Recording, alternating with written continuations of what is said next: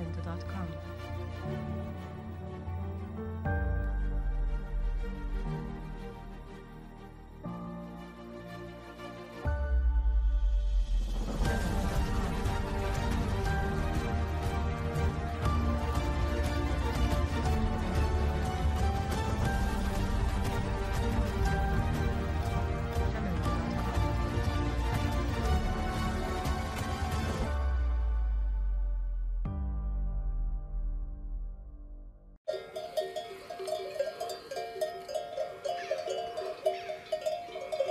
Bienvenidos a otra clase flipada de biología.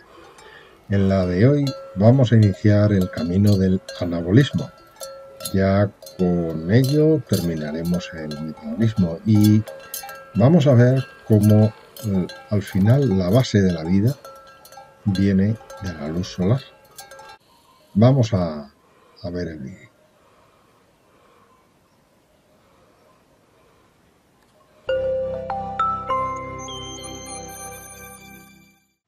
Todos nos hemos aprendido desde pequeños que la fotosíntesis es un proceso muy importante. Sin embargo, hay que reflexionar un poco y analizar exactamente en qué sentido es importante. Y entonces es cuando nos daremos cuenta de la auténtica magnitud de la importancia de la fotosíntesis. A lo mejor os estáis preguntando, ¿qué tendrán que ver las vacas de la cabecera con la fotosíntesis? Bueno, pues vais a ver que sí. En primer lugar, la fotosíntesis, como sabéis, produce oxígeno. Oxígeno que se ha ido acumulando progresivamente en la atmósfera. De hecho, la atmósfera original de la Tierra era una atmósfera reductora, en donde predominaba el hidrógeno, y se ha convertido en una atmósfera oxidante, en donde predomina el oxígeno, libre o combinado con otros elementos químicos. Y este oxígeno que se ha ido acumulando ha sido imprescindible para que pudieran aparecer los organismos aerobios. Los primeros seres vivos eran organismos anaerobios. La presencia de oxígeno en la atmósfera permitió una nueva vía a la evolución para que se diversificaran los organismos. Además, la acumulación del oxígeno fue el desencadenante de la aparición de la capa de ozono. Sabéis que el ozono es una molécula formada por tres átomos de oxígeno, y tiene una particularidad importantísima, y es que absorbe la radiación ultravioleta. La radiación ultravioleta, como estudiaremos en el bloque de genética, es uno de los principales agentes mutagénicos, y en dosis muy elevadas no solo produce mutaciones en el ADN, sino que directamente lo destruye. Por eso, los primeros seres vivos, antes de que se acumulara el oxígeno, vivían en una situación bastante precaria, porque solo podían diversificarse en aquellos medios en donde por algún motivo la dosis de radiación ultravioleta que llegaba era algo más pequeña. La generalización de la capa de ozono permitió que los seres vivos se pudieran difundir por todos los ecosistemas de la Tierra. La fotosíntesis la pueden realizar todo tipo de organismos fotoautótrofos, entre ellos tanto los del reino Monera, o sea, bacterias, como los que se han incluido en los reinos protistas y plantas. Solo en el reino animal y en el reino fungi hay organismos puramente heterótrofos, es decir, son los únicos que no son capaces de realizar este proceso tan importantísimo. Y por último, otra cuestión importante sobre la fotosíntesis, y es dónde ocurre. Todos sabéis que la fotosíntesis ocurre en los cloroplastos, pero claro, eso es solo posible en las células eucariotas. En las células procariotas, ¿dónde se realiza la fotosíntesis? Bueno, pues esto va a ocurrir en unos repliegues parecidos a los mesosomas, equivalentes a los mesosomas de los que hemos hablado ya, y que reciben el nombre de lamelas fotosintéticas. Este tipo de repliegues los tienen solo las bacterias fotoautótrofas.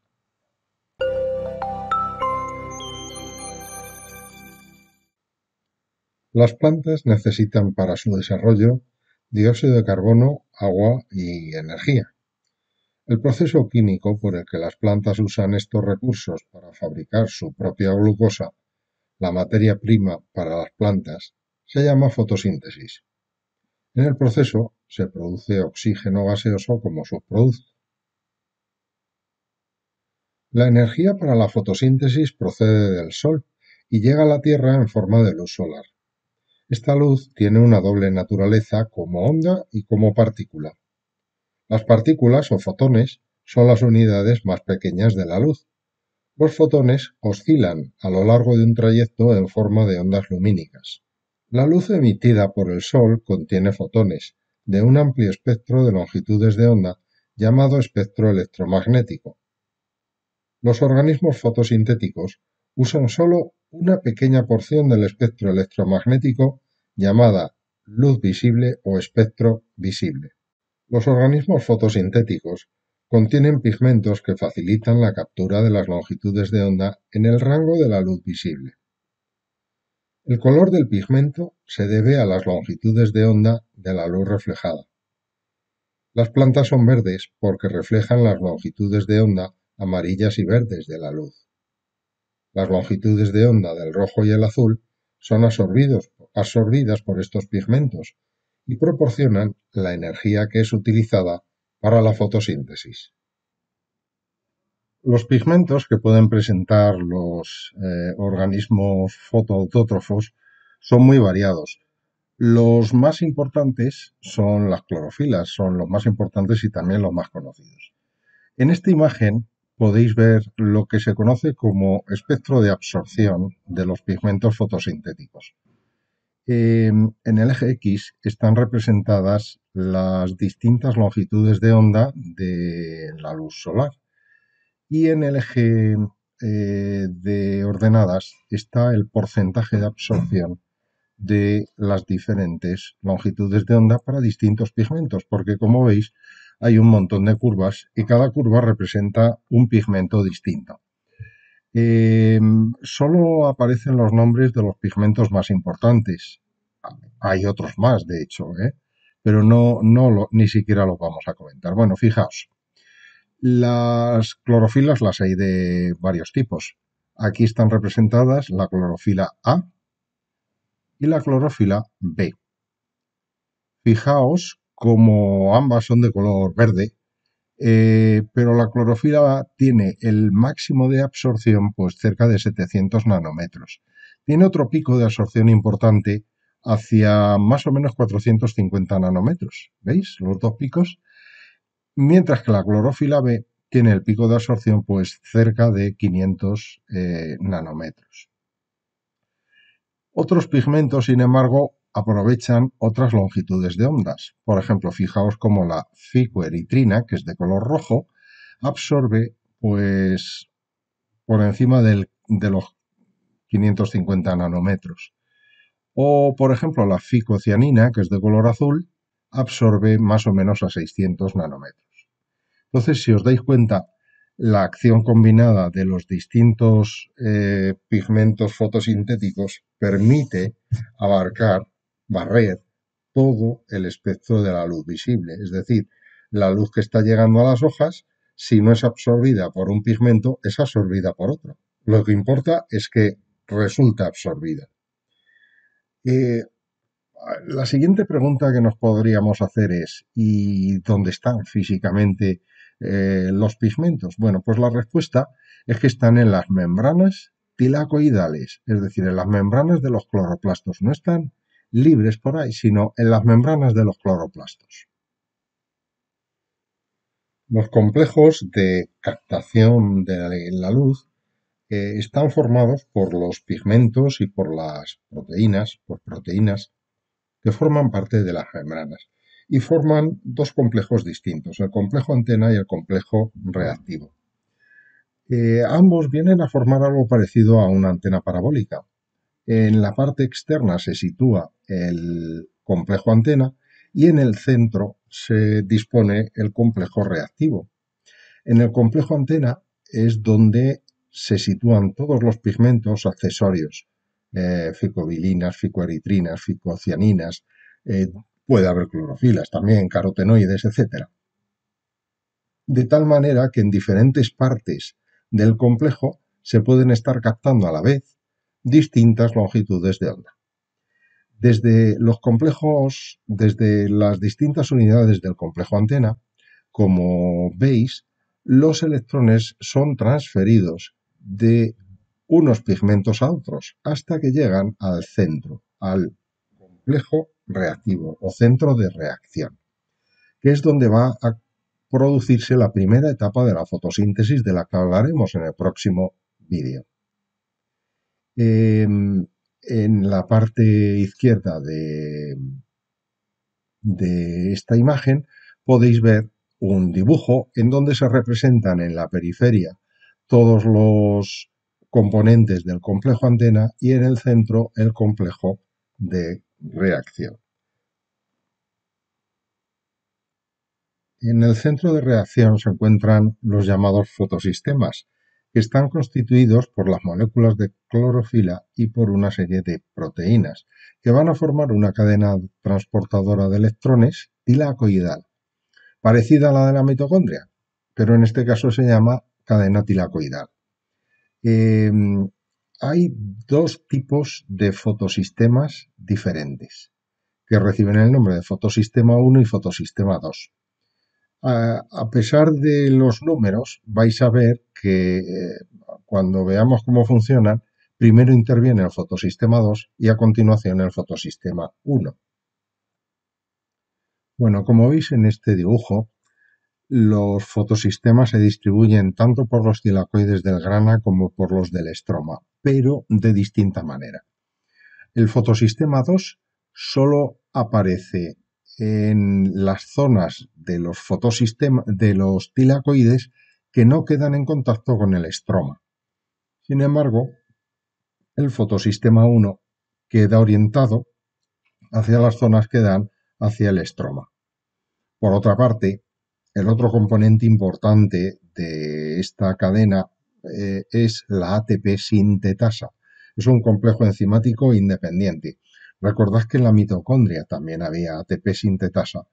Y en este caso, la ATP sintetasa también está orientada hacia el estroma. Además, si os fijáis, la cabeza esférica de la ATP sintetasa está en el estroma. De modo que ya podéis empezar a barruntar que si funciona igual que en la mitocondria, va a producirse un gradiente de protones dentro de los tilacoides y cuando esos protones salgan hacia el estroma producirán ATP precisamente ahí, en el estroma. Además de su diferente ubicación, los fotosistemas, los dos fotosistemas, presentan ligeras diferencias uno respecto al otro. El fotosistema 2 presenta su máximo de absorción a 680 nanómetros, mientras que el fotosistema 1 lo hace a 700 nanómetros.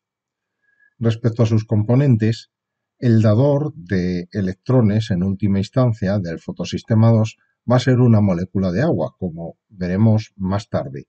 Sin embargo, en el fotosistema 1 va a ser una proteína que se llama plastocianina.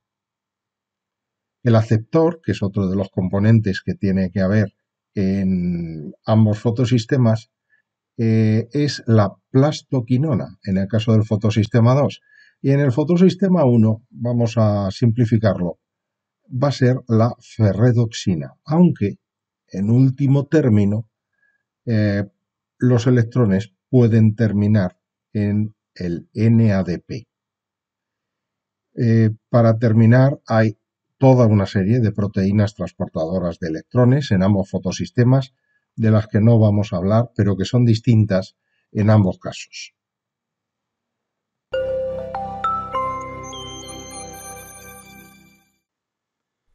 Las plantas captan la energía del sol y a través de una serie de reacciones llamadas fotosíntesis elaboran carbohidratos a partir de bloques simples como agua y CO2, liberando oxígeno al medio.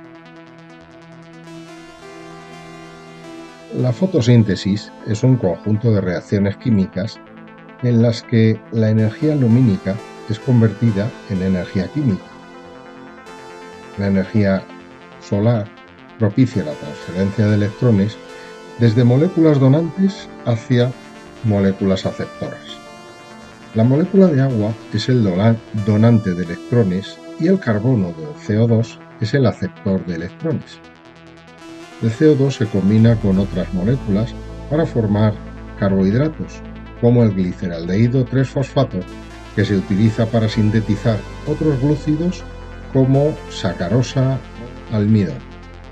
Un importante subproducto es el oxígeno.